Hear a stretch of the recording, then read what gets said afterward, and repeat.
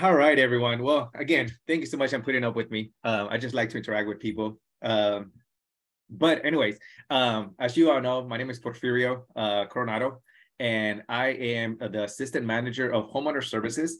And today we have Ms. Christine Riddle, which is with Genesis Woodmen's Shelter. And she's going to be discussing a topic with domestic violence topic and just about general conflict resolution. Okay. So it is going to be a very interesting topic and some helpful resources that she is going to be also sharing. And for those people that don't know, this webinar is actually being recorded so that if you find any information here that is helpful and you would like to share with anyone else, by all means, it will be recorded and put it on our website. And any other webinars that we also have here, you could also go back and watch those recorded as well. Without further ado, I would like to introduce you to Ms. Christine Riddle. Hello, Ms. Christine.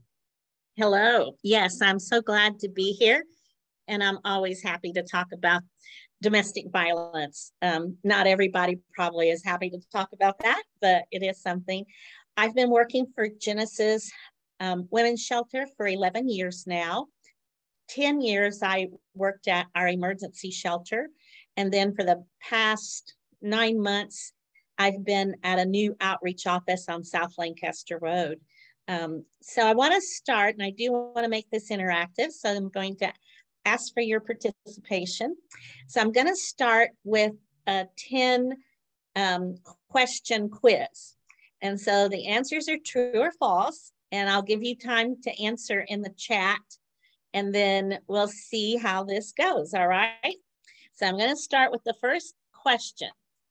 True or false? Domestic violence is a learned behavior and is rarely caused by mental illness.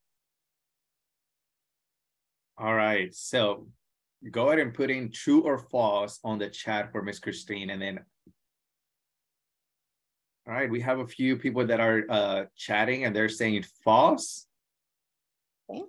False. Alfredo says false. Cynthia says false. Okay. Sounds like everybody thinks it's false. Let's see. It is false. And what makes it false, actually half of it is true and half of it is false. So if half is false, then the whole thing is false. Domestic violence is a learned behavior is true. But the part it's rarely caused by mental illness is false. So it's a learned behavior. It's not caused by mental illness. Can an abuser have a mental illness? Yes. And that could make the situation worse, but it's not the reason for being abusive. Okay. All right. So next, the term domestic violence is only used when the victim has physical injuries such as bruises, cuts, and broken bones. True or false? All right, Miss Cynthia says false. Tamika says false, so I think everyone's agreeing that it's false. Okay, and that is false. So there's at least 4 different types of abuse, and there's really more than that now that because they become more prominent. Can you name some of those types of abuse besides the physical abuse? What other types of abuse are there? Yes, Tamika, she said verbal. Mm-hmm. Yes. Alfredo saying financial, mental. Yes. Ms. Sharon said financial. Alfredo said mental. Yes. They're also agreeing to emotional. Yes. Y'all are doing great. So those are all parts of what would be called domestic violence. There's also, verbal, emotional, and under emotional, usually that's where they put financial abuse. There's also spiritual abuse, there's technology abuse, and then there's sexual abuse. So there are more types of abuse than just the physical injuries that often are associated with domestic violence. Alcohol and other drugs cause domestic violence. True or false? We have the first true. True from Alfredo as well. Janet Singleton is saying that as well. True. Okay. This one is actually false. So similar to the mental illness one, alcohol and other drugs are not the reason someone is abusive. It could make it worse. And in 85% of reported cases of domestic violence, alcohol or other drugs usually play a part in that. So it can make it worse, but it's not the reason that it happens. Domestic violence does not only occur in low-income, minority, or dysfunctional families. True or false? All right, we are going with true. We have a few people saying true. Okay. And it is true because it can happen to anybody. It doesn't matter what type of income there is, what the race or ethnicity is, or whether you have a functional or dysfunctional family history. It can happen to anyone. I've worked with women who are married to millionaires. I've worked with doctors, lawyers, teachers. I've worked with women who might have a GED. So it can happen to anybody. It is very easy for women to leave abusive relationships. True or false?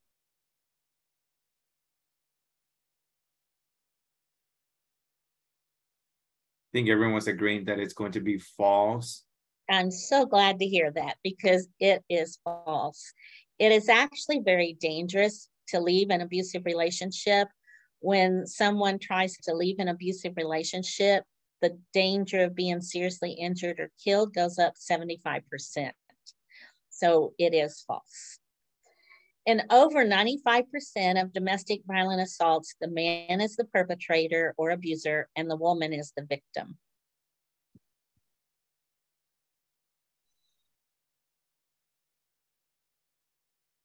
All right, we have a first false here. Miss Cynthia is saying true. Okay. We have a few other false. Okay, this one is actually true. Now, keep in mind that it's based upon reports to law enforcement or to hospitals and doctors. So many times men who are the victim do not report. Also, if it's a same-sex relationship, they don't always report. So this could be a different percentage if there were more reports, but for the reports that are made, it's usually the woman is the victim. And I do want to say that at Genesis, we only work with women who are victims of intimate partner violence. We know that men can be victims of intimate partner violence. It's just that we work with women. So when I talk about it and I say the man is the abuser, keep in mind that I know that it could be different than that as well, okay? People who batter or abuse, or you can use the word abuse there, are often good parents. True or false?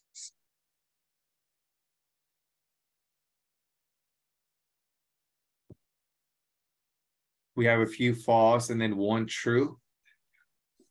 Tamika saying it's actually false. It is false. So this is one that we hear quite often. Our counselors hear it, our advocates hear it.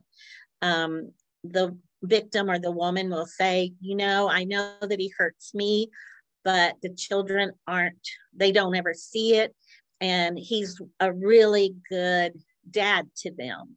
Well, the truth is, if he's abusing mom, the children are aware of it, even if they never see it. They're living with the same tension that mom and dad are living with. And he's not being a good parent if he's not role modeling, treating mom well. Domestic violence is the leading cause of injury to women in the United States. True or false?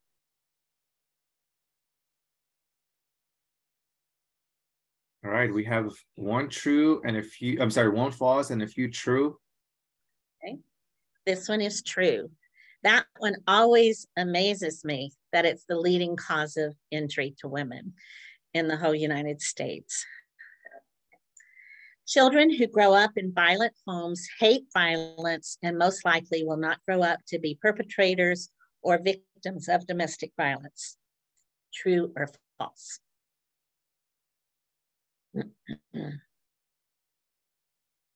False from a few people, and then I have a true from Miss Cynthia. Okay. And false from Miss Sharon. Okay. This one is false. So we know that boys who grow up in a home where there's domestic violence, 40% of them will become abusers or perpetrators. I always keep in mind that 60% of them do not. And since it's a learned behavior, the hope is that those 40% would get the help that they need. For girls, it is even higher. 50% of girls who grow up in a home where there's domestic violence will grow up to become victims of domestic violence. And what we often hear from them, for those that did grow up in that situation and then became victims themselves, number one, they really did not want to become victims of domestic violence, but their definition of love was based upon what they had seen growing up. So. And last, domestic violence is rare. True or false? I think everyone's agreeing that it's false. Okay, and that would be true. It is false. I see that we have 18 participants in our session right now. Correct. So if we divided, my math is terrible, if we divide 18 by 3, that comes out with 6. So 1 in 3 women in the United States are in Texas. It's 1 in 4 for the whole United States, but 1 in 3 in Texas. 1 in 3 adult women in Texas are victims or have been victims of domestic violence. So in a group of 18, at least 6 participants would have been in the past, possibly in an abusive relationship, or might currently be in one. So it's important to remember that it happens that way. It's 1 in 3. So whenever you're in a big, let's say a church congregation, and there's a lot of women in that congregation, you can look around and think 1 in 3 have been victims of domestic violence, or might even currently be. For teenage girls between the ages of 14 to 24, that is considered the highest, the group that is at highest risk for violent relationships. And the other group is pregnant women of any age. So, okay, so what is domestic violence? I know you're just waiting to hear what it is. It actually occurs when one person in an intimate partner relationship exercises power and control over the other person through a pattern of intentional behaviors. So we get a question sometimes about, well, how do you know that the couple's not just mad at each other and had an incident, but it's not really domestic violence? Well, the key to it is that pattern of intentional behaviors. And it does happen over a period of time. And when that happens, it systematically diminishes the woman in her own home.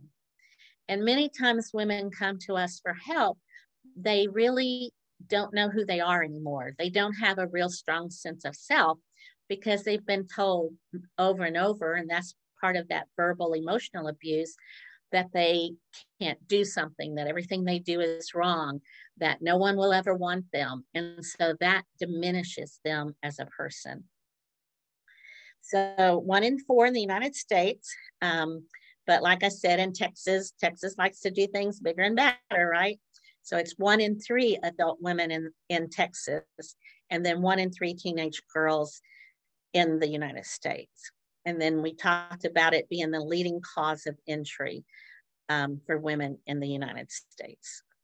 Okay, so these are the different types of abuse: verbal, emotional, physical, financial, technology, and sexual.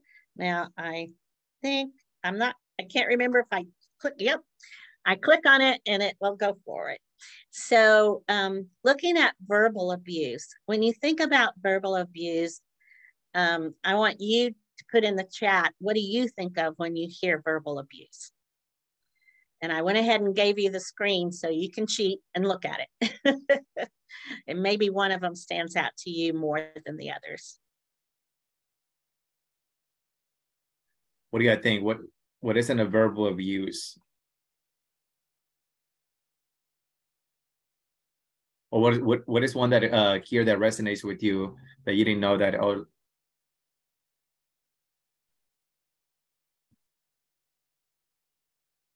Oh, Kashuna say saying things verbally that would hurt someone else. Right. Yes. And if you'll notice, and it's very faint on my screen, but there's a couple of them that are highlighted or bolded. Isolation is the first one.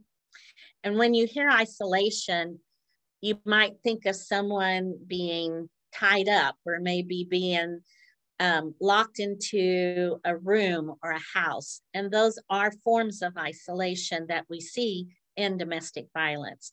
But there are also other forms of isolation. You can isolate someone by cutting off contact with their family and friends, so not allowing them to talk to family or friends.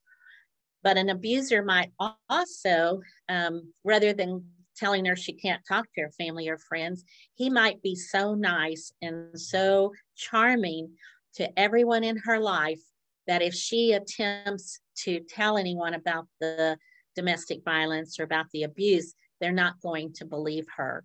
We see this especially in situations where the abuse is happening to someone who has a leadership position in a church, and not necessarily the pastor, but maybe an elder or a teacher of some kind, that they do the abuser does such a good job of building relationships with others in that setting that the victim does not feel comfortable sharing with anyone because they don't believe her. Another one that's highlighted is extreme jealousy. Again, jealousy, especially if you're a teenager, what does jealousy look like? What is it called? It's a 4-letter word.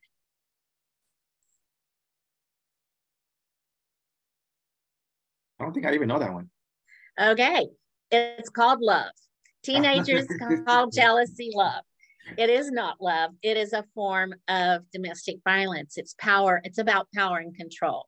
So it might be telling her not to talk to other guys, but it also might be telling her how to wear her hair or what to wear, places that she could go. I had a client who was so pretty and had the most beautiful short haircut. And she told me that she was young, she was a teenager. And she told me that every time someone complimented her hair and how cute it was, that she would want to cry because her hair had never been cut. It was way below her waist, and she loved her long hair.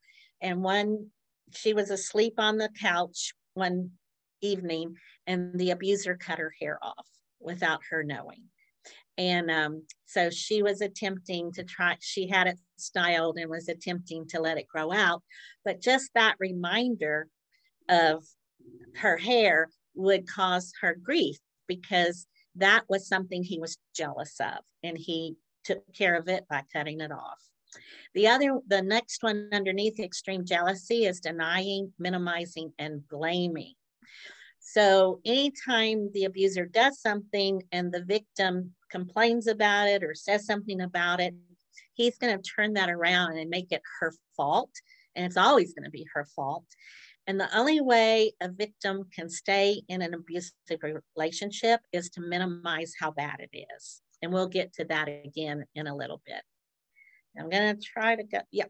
So physical abuse. Now, physical abuse is really, to me, one of the more interesting ones, because when we think of physical abuse, we think about actually the body being hurt, like whether it's a broken arm or a shove or a push. scratching, pulling. I had someone just today tell me about her hair being pulled as part of the abuse. But there's some types of physical abuse where he may never touch her. So think about putting the fist through the wall next to someone's head. Didn't touch that person, but they're giving a message. And that message is, I could be doing this to you. I could hurt you. Breaking things, so wiping things off of a table or throwing something, and it's usually the victim's things that the abuser is throwing and breaking. But breaking things, again, giving that message that I can hurt you. Strangle, and then using the car, especially with teenagers, they may use the car to frighten. So I personally think everyone in Dallas, now including myself, I've had to learn this, drives like maniacs. And so when I talk about driving like a maniac, I'm not talking about how an abuser may use the car. An abuser may use the car and drive really fast on the interstate, weaving in and out of traffic, throwing the brakes on, may threaten to put the victim and children out on the side of the interstate. And that is illegal, and that is considered physical violence. So there's types of physical violence where she may never be touched. So highlighted on this one is strangulation.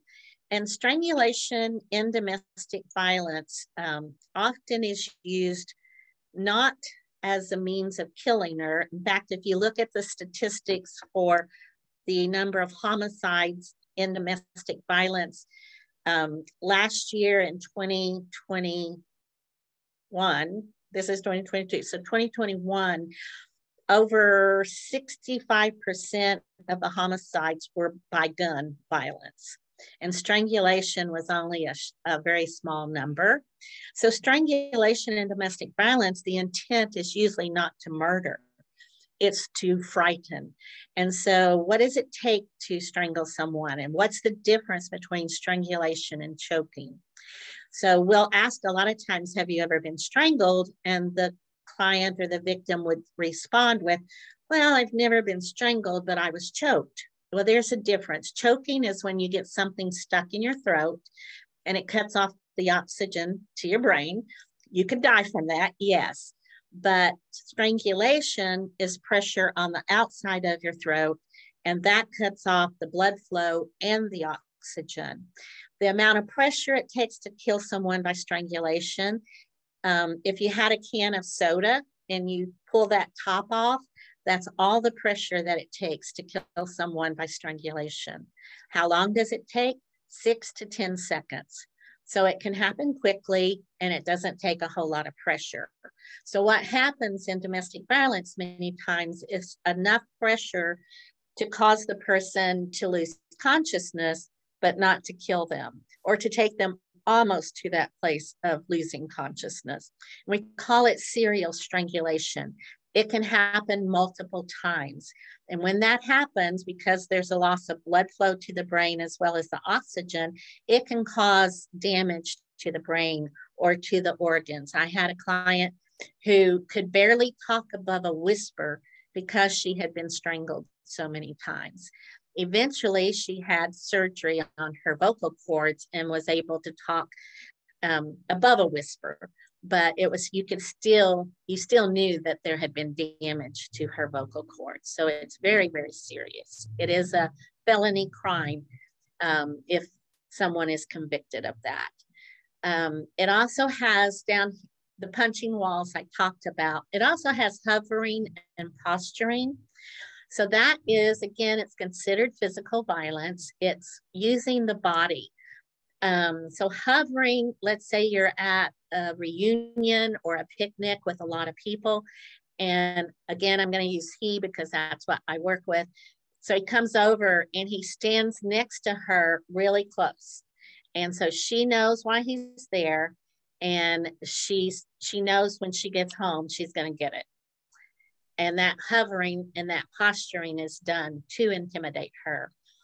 Or standing in a doorway and not allowing her to leave a room or to leave the house is a form of physical abuse. Okay. Sexual abuse, when you ask people What do you think is sexual abuse? Most people always say rape.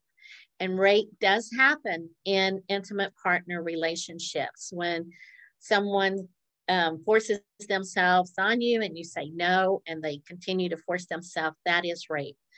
But there's also sexual coercion. And sexual coercion is when maybe he wants to have sex and he keeps pushing for it. She has said no, and he just keeps badgering her. And she finally says, oh, let's just get it over with. And so she has sex with him. It's not what she really wants to do. She didn't really say no, but she's just being coerced into doing something that she doesn't want to do. And that could also be with coercion, could be part of making her look at videos of pornography, or making her look at pictures, or making her do some things sexually that she doesn't want to participate in. But again, she feels that she has to.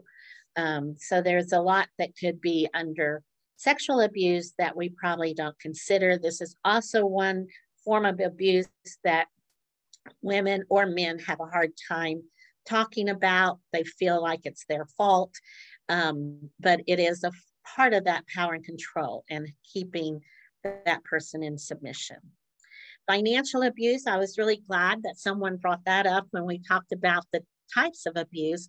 We're seeing more and more financial abuse in our clients. Now, this says between 94 and 99% of domestic violence survivors have experienced economic abuse. I personally would like to meet that 1% that has not experienced it, because I see it time and time again. So financial abuse might be not letting her work or get a job, or causing her to lose a job if she does get a job. But it could also be making her work and then taking the money. The abuser is always going to be in control of the money.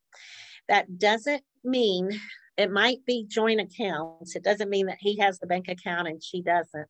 It could be a joint account, but he's still going to know where every penny goes and control that use of that money. She may have to ask for money. He may give her an allowance, and then she has to account for every penny that she spends. We're seeing more identity theft and using her credit cards, signing her name to mortgages or loans without her awareness, which is a crime. That is identity theft. And so those are things that police reports can be made. Technology abuse, and because of technology changing, I even learned something new today about how to do a poll, which that's technology. But using technology to harass and abuse. Everybody has a phone. Does everybody in this audience have a cell phone with them? So when I first started working with Genesis 11 years ago, to put spyware on your phone, somebody else, the person putting the spyware on the phone, would have had to have your phone in their hand and then put in the information. They'd have to pay quite a bit of money to put spyware on your phone. Well, today, because of the advances in technology, they definitely do not have to hold your phone in their hand. And they don't even have to pay a whole lot of money for spyware.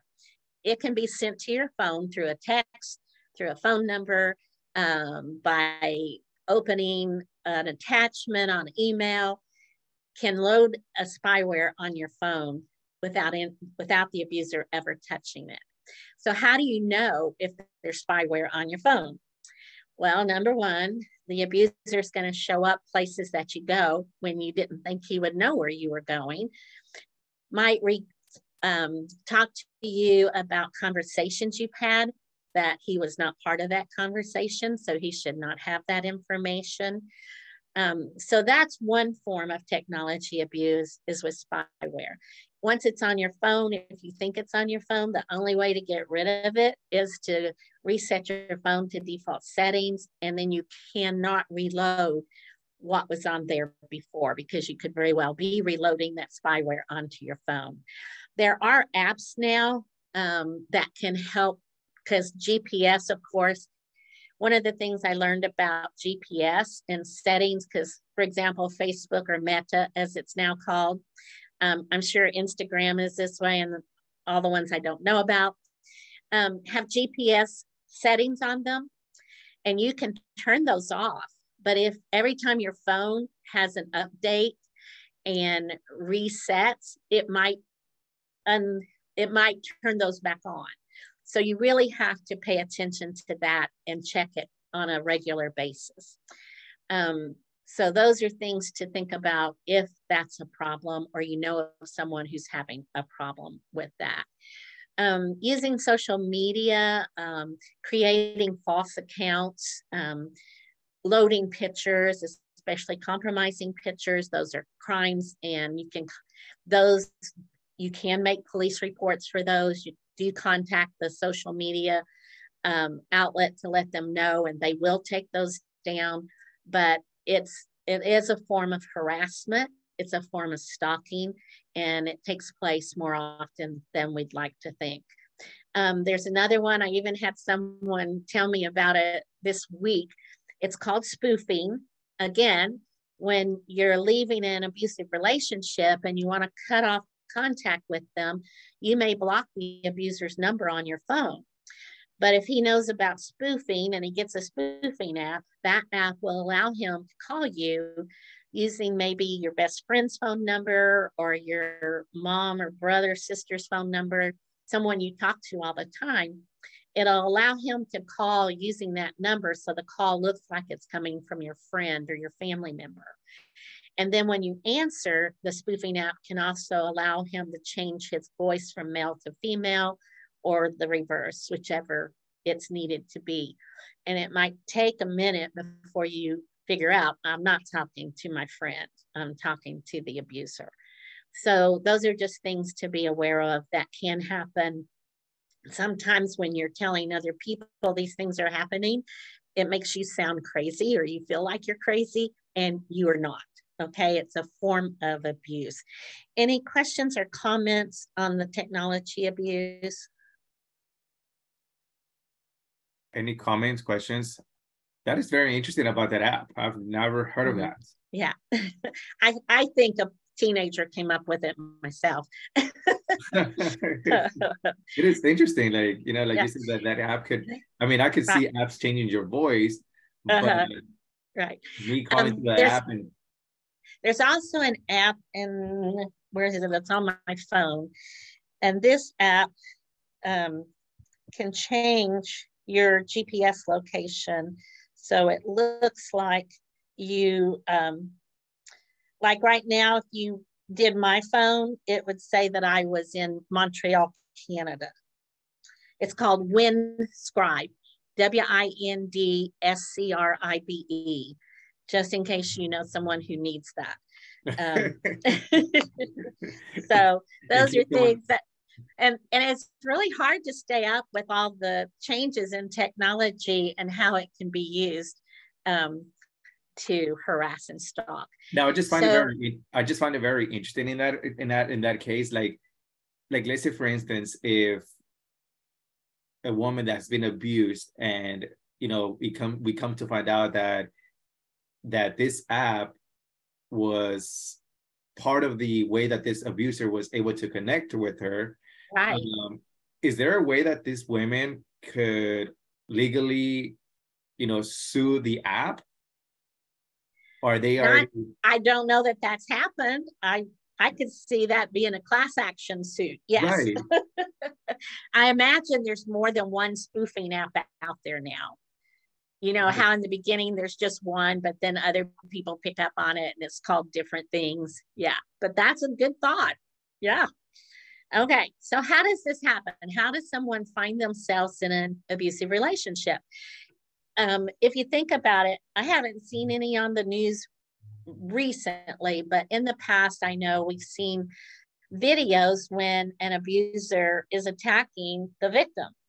And let's say it's a sports figure, a celebrity. And whenever that is discussed on the news or even individually, usually the focus is on the victim of, well, why did she stay with him? Or why In one case, why did she marry him? When it was obvious that he was abusing her. Well, the question really should be, why does he do that? Not why did she stay with him? So how did she get with him in the first place? So it's called the cycle of violence. And the first stage is called the honeymoon phase. And it's manipulative kindness. So when she met the abuser, he didn't start out by abusing her, because nobody's going to go on a second date with someone who calls you names or hits you or slaps you. It's a period of calm. He comes off as being very charming and friendly, maybe very sociable, and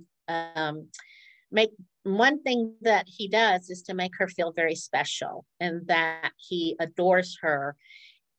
If he does do anything, he's going to apologize immediately, but mostly in that when you first meet him, it's very, very exciting, and it feels like you're very special. And I don't know of anyone who wouldn't like that, to feel that way. But there's some red flags going on that we need to pay attention to. One of those is that jealousy of maybe not wanting her to spend time with family or friends. And that can come across as, I really love you. I just really want us to stay in tonight and just be me and you and not spend time with others.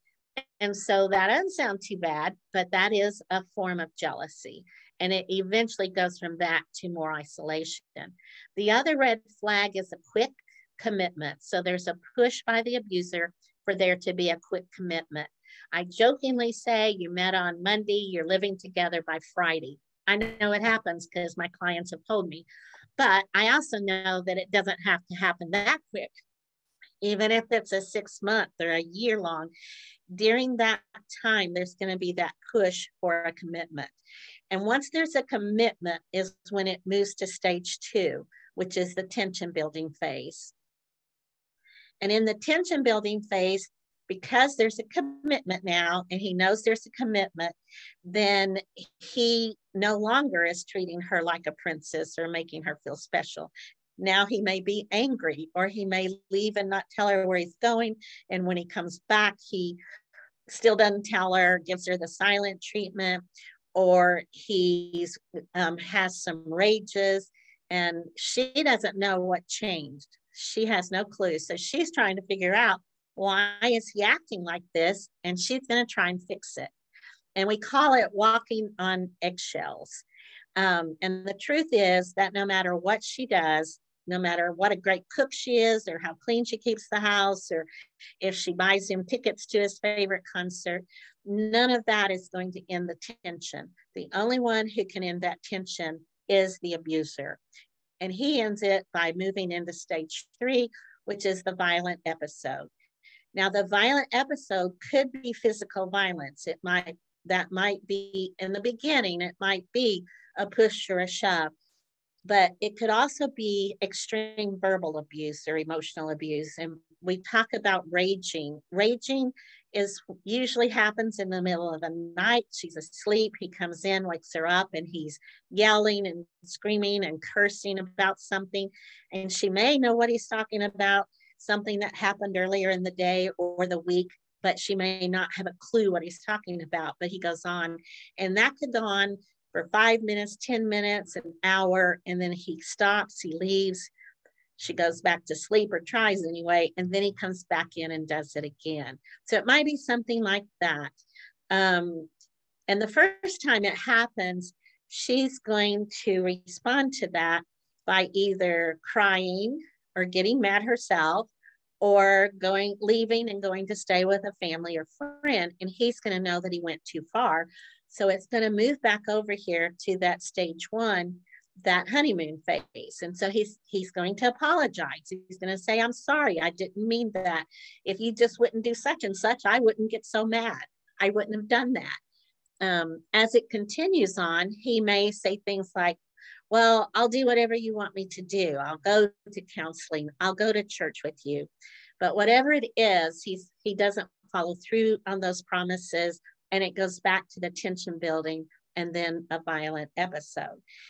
If you stay in that relationship long enough, the honeymoon phase will disappear and it'll just be tension building and violence.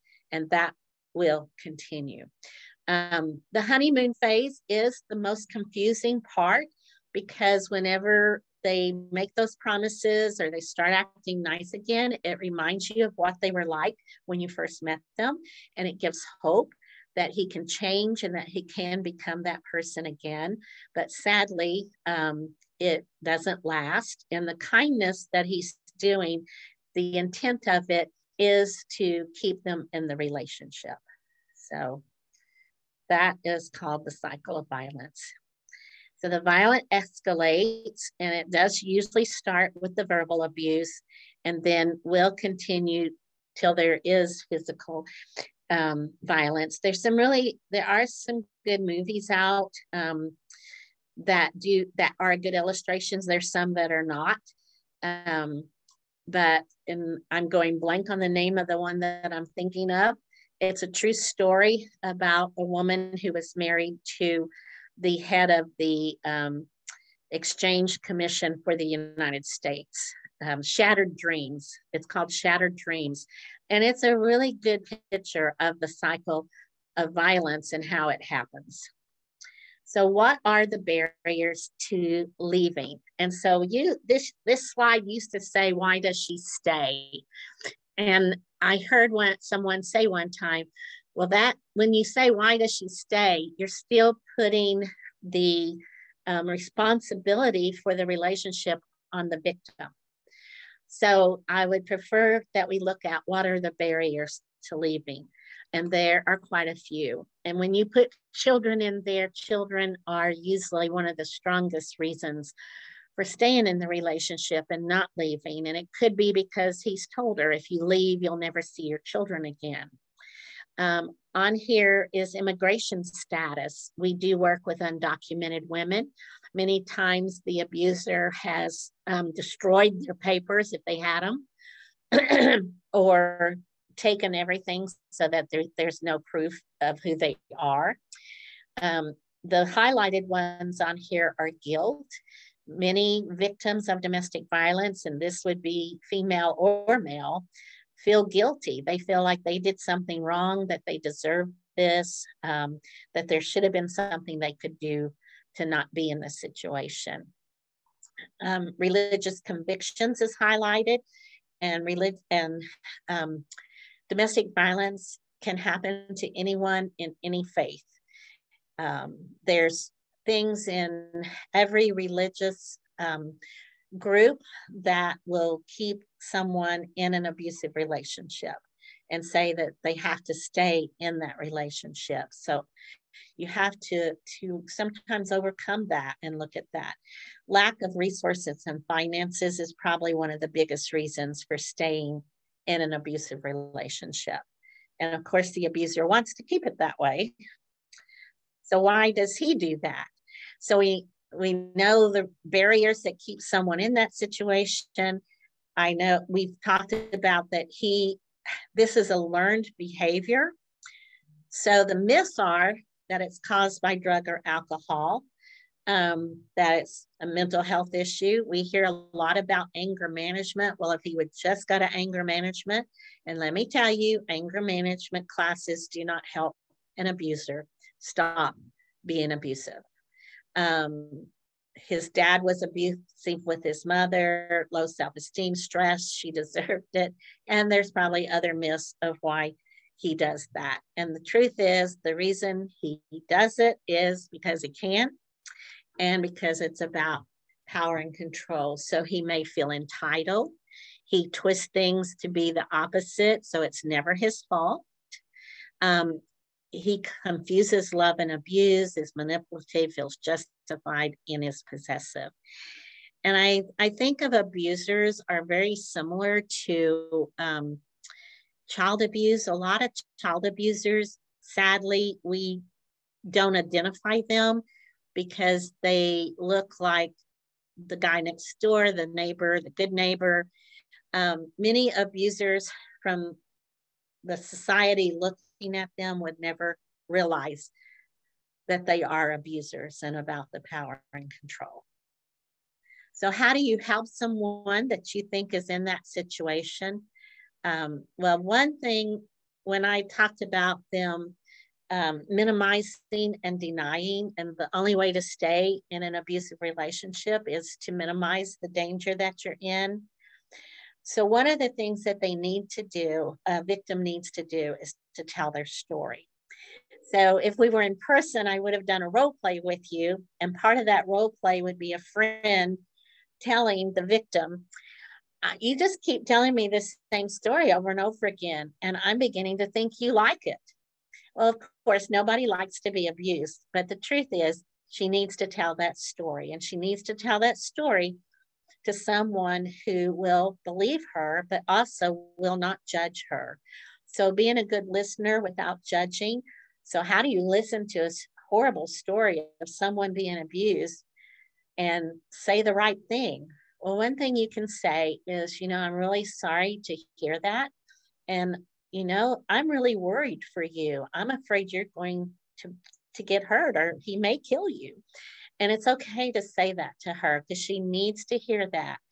She may need to hear it 100 times, 1,000 times before she's able to say, you're right, and I need to get out of this. So don't blame her. Survival is the priority, and you do have to safety plan. When you're getting ready to leave an abusive relationship, you do have to plan for it. And the victim is actually the expert on the abuse and the abuser, so would probably know the best times to leave, when it's the safest to leave, what it's safest to take with her. And then knowing that there are resources. So that's one reason why we do this presentation. And I am happy to say that there are more domestic violence agencies in Dallas County besides Genesis. And that's not true for all of the cities in Texas. Many of the smaller cities may not even have a shelter, but at Genesis, and then there's others in our community as well, are safe places for someone to go. And I do think I have a slide about our services at Genesis, but if you're a friend or a family member to someone who you think is in a domestic violent relationship, you want to be there for them. You don't want to put yourself in a dangerous situation, though, but you can be supportive and letting them know that you care about them no matter what. So for the safety plan, those important documents, the ones I said the abuser destroyed for those who are immigrants, many times women who are not immigrants, their ID cards, their Social Security cards, things like birth certificates are destroyed by the abuser. But if they're able to get those together, keep them in a safe place. And then looking at the digital safety, something that a lot of people don't think about. When your cell phone service is on a family plan and the abuser is the head of that plan, even if you leave that relationship, but if you keep that phone and you're still on that service plan, he has access to every phone call you make. So those are things you have to think about. And then legal options. And again, it's not just Genesis, the other agencies in Dallas County who offer domestic violence services, all our services are at no charge to the victim. And that's true for the victims and services for their children. So we have a 24-hour hotline. We don't call it hotline anymore. We call it a helpline. And we actually, through our website, we have a text message service where if they can't make that phone call, they could possibly text and talk to a specialist. We do have an emergency shelter. It's an 8-week program. That is for someone who is in immediate danger and needs to flee. We do have a transitional housing program. And for that one, you do have to go through the 8-week shelter program. And then the transitional housing program can be 6 to 12 months. We have 2 outreach centers, and that's where I'm working now, is our one in South Dallas. We have 2 outreach centers, and that's for someone, a victim who may still be living with an abuser. It could be someone who was in a relationship in the past but realizes they still need help for that. And we have both counselors and advocates at both locations. We offer individual and group counseling. We work for trauma recovery, and we are trauma informed. You may have heard that word. We do have therapists who work with children, and they do play therapy. We also have teen groups as well as counseling for teens. At our shelter, we have an on-site school so that children can be safe when they go to school.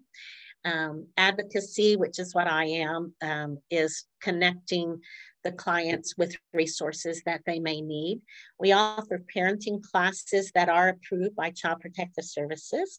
And then I am proud to say we have our own attorneys who work with women who may have a divorce case or child custody case. So those are the services that we can provide. And I want to just thank you for your attention and for your participation. You did great. And this is my contact information if you would need it. Thank you so much, Ms. Christine.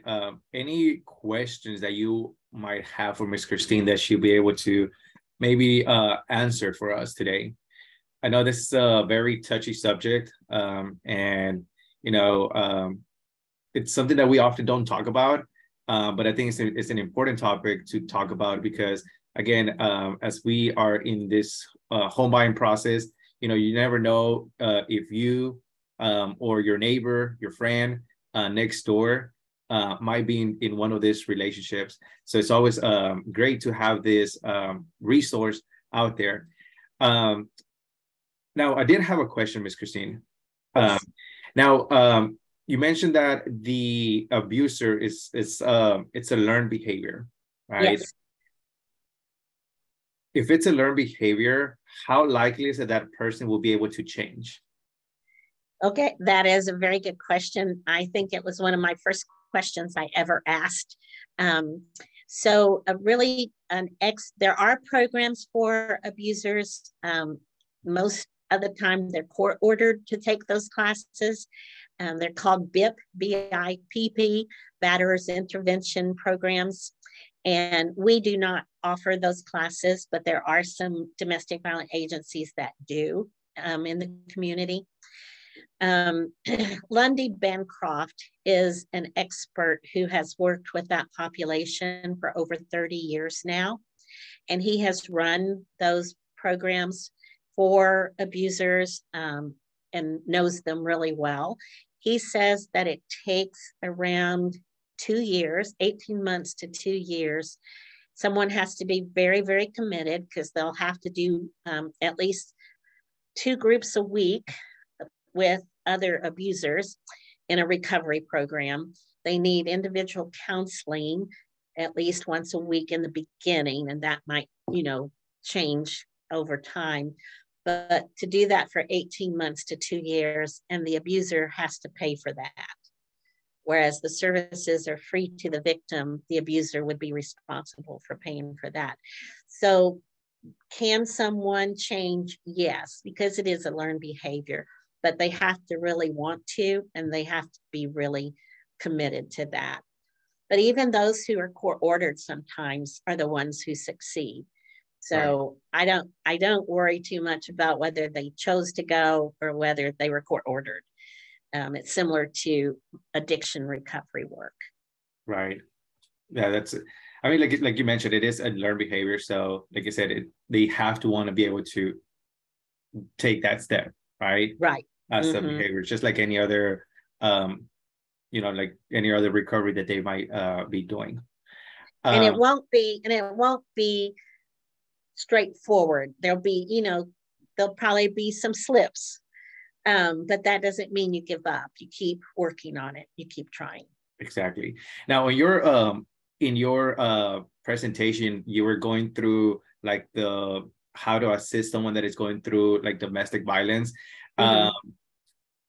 would it be okay if someone, let's say for instance, I have a friend that has told me the story over and over, that, you know, and, you know, we empathize and everything, but do we go do we make the assumption that like, okay, she needs help and, you know, let's go and call the police, or do we wait for her to take that step? We even have to call the police sometimes. So let's say someone calls our helpline and you can hear the abuser in the background and you know that something is happening right there. We may have to call 911. That's the only time we would call 911. I would say giving her the information and encouraging her to do it, to call 911, would be helpful.